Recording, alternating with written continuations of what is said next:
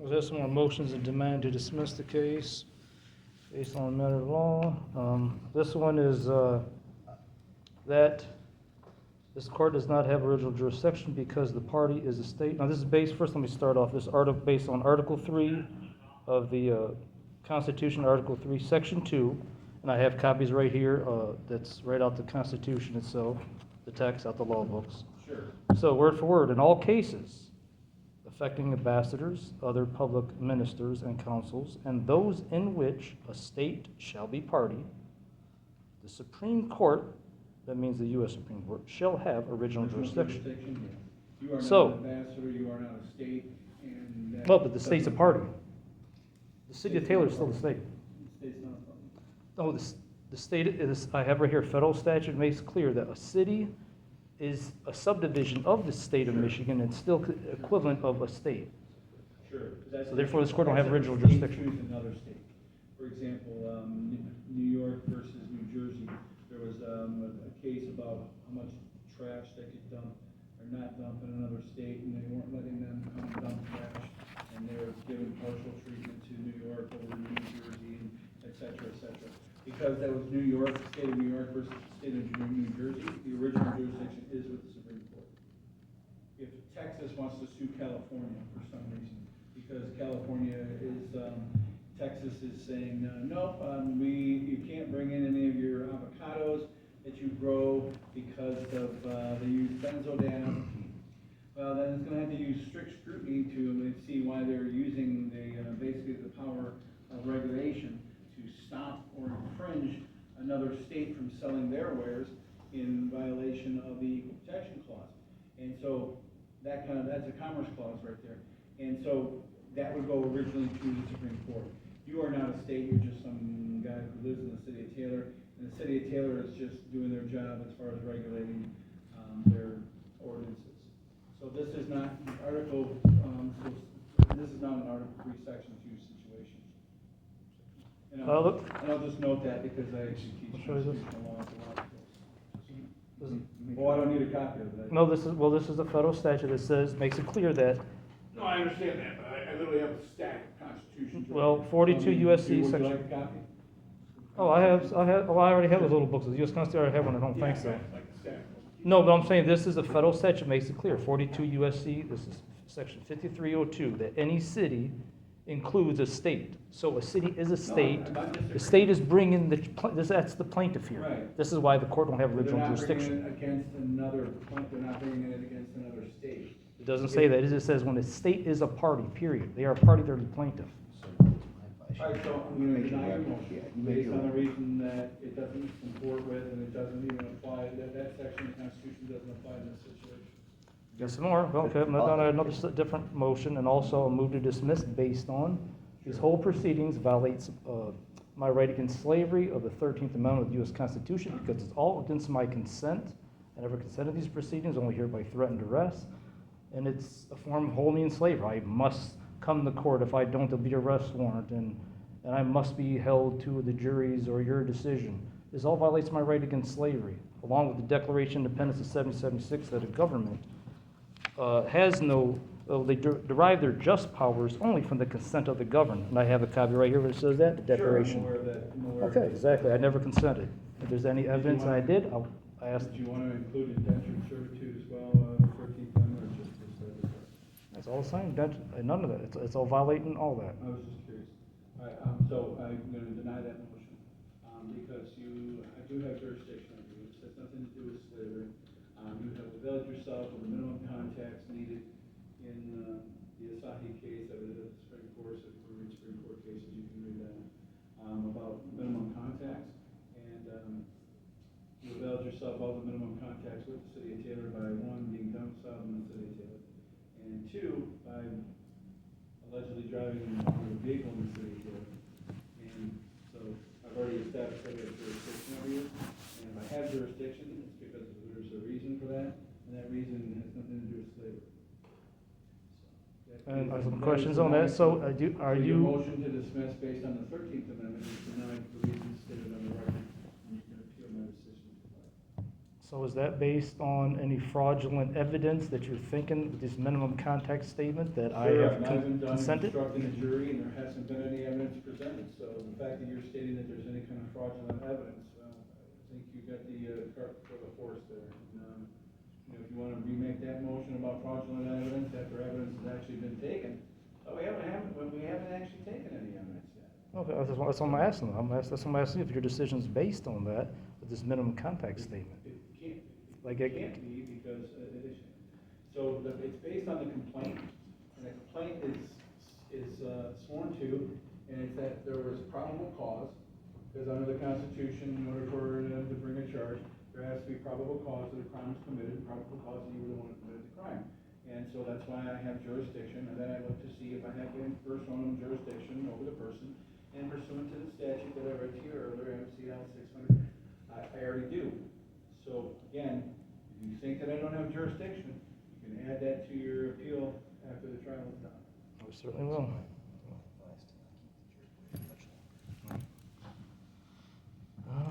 Anything else?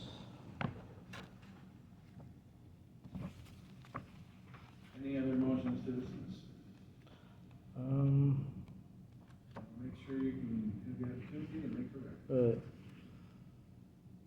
Can't think of none now, but I still, reserve my right if I remember another later one on, but No, sure. that's all I can think of now. You can, yep, if there's not going to go any other recesses or anything like that, so, if you think about, another one, I will entertain your, motion for the next. Thank you, Your Honor. So, now that, we've established, that you can't have jurisdiction, that the 13th Amendment does not apply, let's bring the jurors back.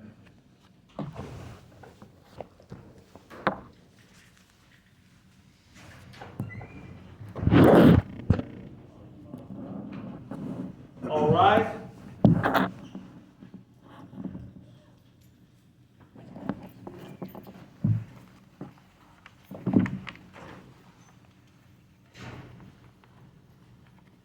Welcome back, hope everyone is refreshed,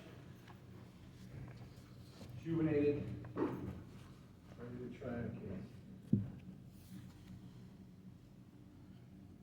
And you all may be seated.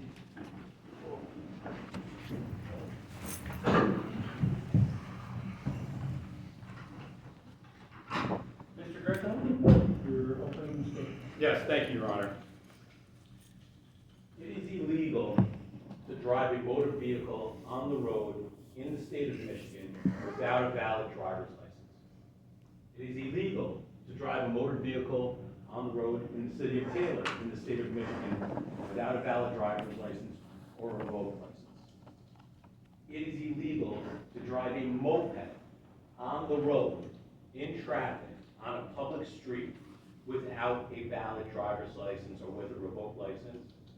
It is illegal to operate a moped on the road in the city of Taylor, in the state of Michigan, without a restricted moped license.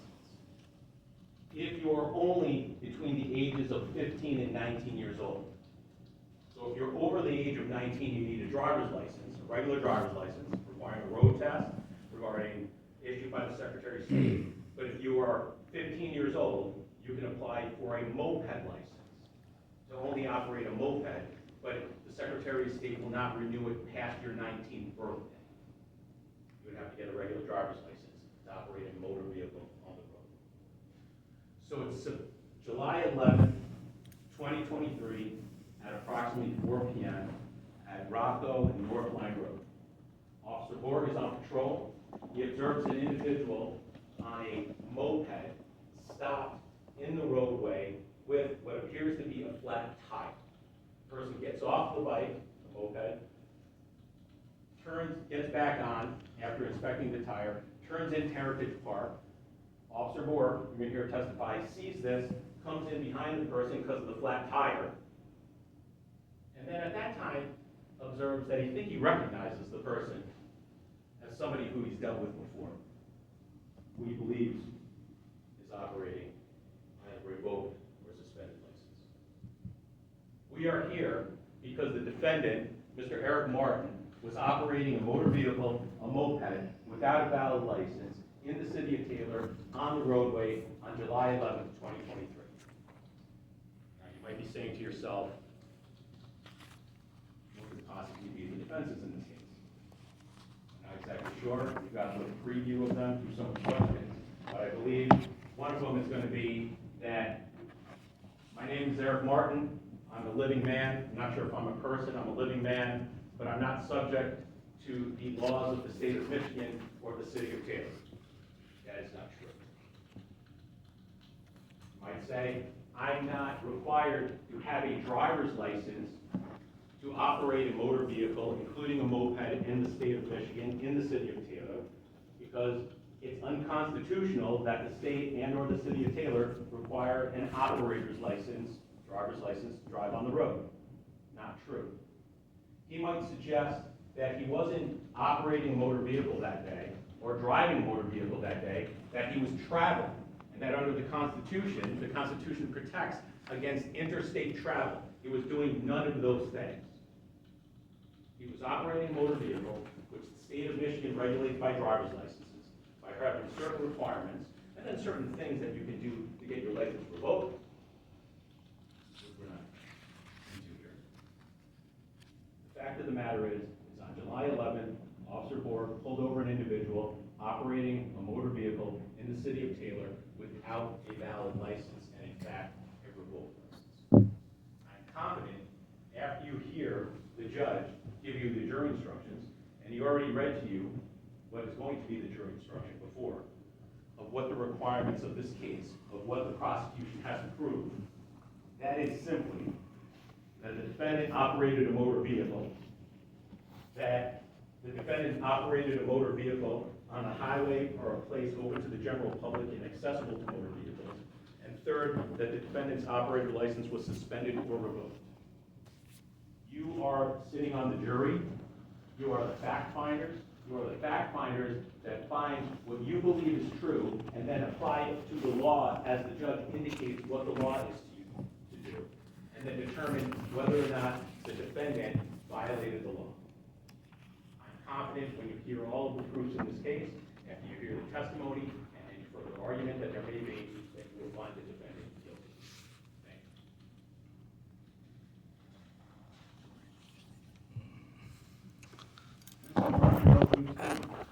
you. So, ladies and gentlemen, of the jury.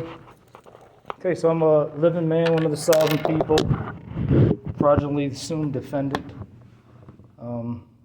Again, I know that might be above your guys' head because that's something more someone knows that's been studying law for 28 years, more advanced stage, but is backed up by laws called Roman Sesticate Trust,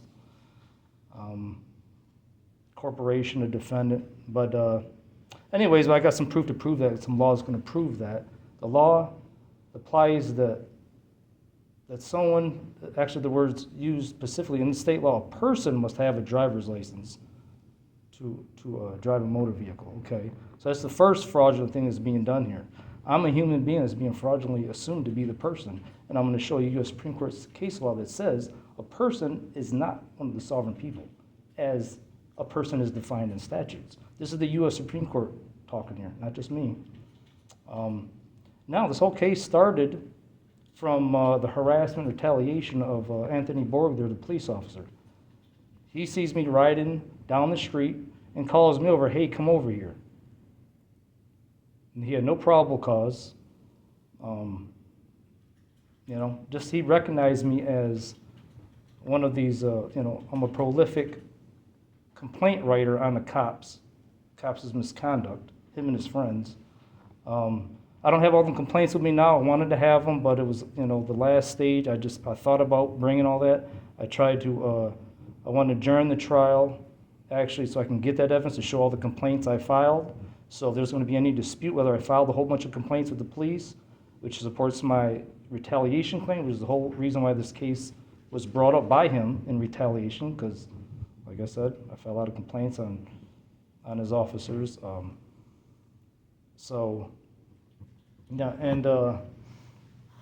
Now, besides that, as to a flat tire, we can kind of see it's kind of obvious that it's not just a case where he's enforcing law, doing the right thing. You see someone with a flat tire, is that a reason to pull someone over? He wrote that ticket actually on a flat tire, having a flat tire. Talk about nonsense. Talk about harassment, retaliation. Like having a flat tire is something wrong in this world. When someone gets a flat tire, what is wrong with it? Nothing. But he writes a defective ticket for that. That just shows, like I said, his retaliation, his animosity against me. But none of this will scare me and discourage me from forcing my rights. I've been doing this 28 years. I'm going to keep doing it. I'm one of God's righteous soldiers and warriors who stand up for my rights and the people's rights. I truly represent the people. These guys, on the other hand, they don't represent the people. Probably, you know what they represent? They represent the city, a corporation that wants to make money out of people's rights, violating people's rights. Such as this. This is all about, really, the charge is about me exercising my right to travel on my moped. Okay, and I don't dispute that I was traveling by right on my moped. Now, I know the state law, well, maybe that's more for an argument. I'm going into too much detail. I'm supposed to be more briefer. But basically, it's about me traveling by right. You know, despite what he says, the U.S. Supreme Court says we have that right. He calls it not traveling by right. But as I'm going to show you word for word, the U.S. Supreme Court case law in the closing argument, that I was traveling by right. And I ask that you guys, like I said, do the right thing, and you guys should render a not guilty verdict, as I'm going to show you, by the law that's printed out of the law book. How, one, I'm not liable under the state statute because I'm not a person, I'm a human being. It may sound, in case if you guys start to think, that may sound crazy, how can a human being? Well, it goes back to the Declaration of Independence, which I also have copied right out of the law books, that government derives its just power for the consent of the governed. Meaning they must get our consent to hold us accountable for laws. At least laws, there's no injured party, no human beings or property's been harmed, such as in this case. They don't have my consent. And moving forward anyways, violating the 13th Amendment, right against slavery. So like I said, it wasn't a person, and was exercising my right to travel, and to try and convert this right to travel into a crime, which they're not allowed to do, by calling it driving. See, this is how most people don't know it's called legalese in the law. So this is how they get in, they're putting a blanket over people, the average people that don't study law. They call it, what they're calling traveling by right is they're calling it driving a motor vehicle. But there's a federal statute I have. Surprised I could not find one in my paper, but it's 18 U.S.C. section 31, subsection 6 and 10. That defines a motor vehicle. Now remember, the state statutes just say, remember, you need a license to drive a motor vehicle. Okay, now the state code just say a motor vehicle is anything mechanically drawn, excluding electric bikes and other electric things. But the federal statute, 18 U.S.C. section 31, subsection 6 and 10, defines a motor vehicle as one not just mechanically drawn, but also one being used to carry passenger property for profit. And again, the reason why they made the statute, Congress, is because of our right to travel, which is supported by U.S. Supreme Court case law, Packer versus Banton, which I'm going to show you right out of the law book. This ain't nothing, that I made up. It says the same thing, basically. The legislator cannot regulate the use of the roads unless the people are using the roads for profit, because that is the privilege. And that's where the license is needed, and I acknowledge that. But I wasn't doing it at the time. As the evidence is going to show, the officer has no evidence that I was carrying passenger property for profit. Meaning I wasn't driving a motor vehicle. Yes, the state codes might not support me on that. I agree with that. Not on that argument right there anyways, but the federal statute does, and Article 6 of the U.S. Constitution makes it clear that federal statutes are supreme law of the land. It overrides state statutes, meaning the federal definition must be applied here and listened to of a motor vehicle, which is carrying passenger property for profit. They got no evidence of it. They can't prove a case that I was driving without a license. Actually, I beat the case on the same thing in Southgate, which I meant to bring the order of, but I didn't. I forgot. It was one of the few things I forgot, because you said a whole bunch of... Mr. Martin, you're not going to be able to talk about a case on Southgate. Okay, I didn't know that. All right. It's not relevant to this proceeding. Well,